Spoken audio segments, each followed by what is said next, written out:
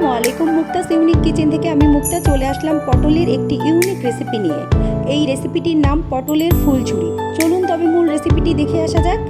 প্রথমে আমি পটলের খোসাগুলো চেঁচে নিয়েছি এবং তারপর এরকম সুন্দর করে ফুলের মতো শেপ দিয়েছি। তারপর একটি বাটির ভিতরে আমি লবণ পানি দিয়ে এটাকে আধা ঘন্টার জন্য ভিজিয়ে রেখেছি, যাতে এটা দেখতে ফুলের শেপে চলে আসে। আগে থেকে ভিজিয়ে রাখা মসুরির ডাল এবং পোলাওয়ের চাউল একটি ব্লেন্ডারে জারি দিয়ে এটাকে ব্লেন্ড করে নিব।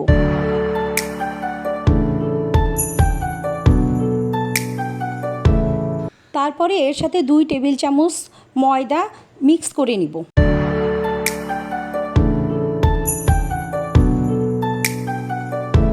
তারপরে এর সাথে মিক্স করব 1 চামচ আদা বাটা, 1 চামচ রসুন বাটা এবং 1 চামচ জিরা বাটা। এরপরে দিয়ে দেবো স্বাদ মতো লবণ।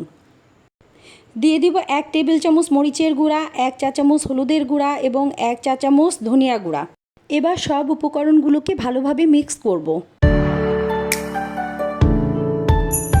এরপর দিয়ে দিব আমার তৈরি শাহি গরম মশলা। এখানে আমি একটু চিনি দিয়েছি, কেউ যদি পছন্দ না করেন তাহলে এটা স্কিপ করে যেতে পারেন। এই ব্যাটারটি একদম পাতলা হবে না, একটু ঘন হবে। এবং সবশেষে দিয়ে দিব ধনিয়া পাতা।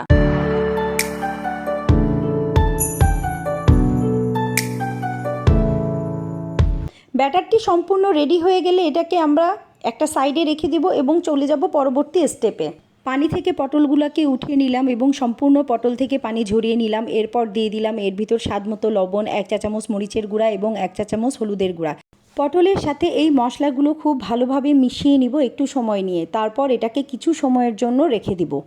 মাখিয়ে রাখার ফলে পটলগুলা একটু নরম হয়ে যাবে এবং বেশ কিছুটা পানি জমে যাবে। এখন পটলগুলোকে ভালোভাবে চিপে চিপে এর থেকে পানি ফেলে দিয়ে এটাকে সম্পূর্ণ শুকিয়ে অন্য পাত্রে নিব। পটলগুলো এখন ভাজার জন্য সম্পূর্ণভাবে রেডি। চুলার হিট মাঝারি আঁচে রেখে ফ্রাই প্যানে বেশ কিছুটা তেল হালকা গরম করে নিব। এরপর একটা করে পটল ব্যাটারে চুবাবো এবং তা গরম তেলের ভিতরে দিব।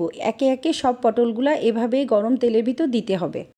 এক পাশ লালচে হয়ে আসলে উল্টিয়ে দিতে হবে। এভাবেই তৈরি হয়ে যাবে দারুণ মজার পটলের ফুলঝুরি। পোলাও কিংবা ভাতের সাথে এই রেসিপি খুবই মজার হয়ে থাকে। তাছাড়া বিকালের স্ন্যাক্স হিসেবে টমেটো সসের সাথে এই রেসিপির জুড়ি নেই। ধন্যবাদ।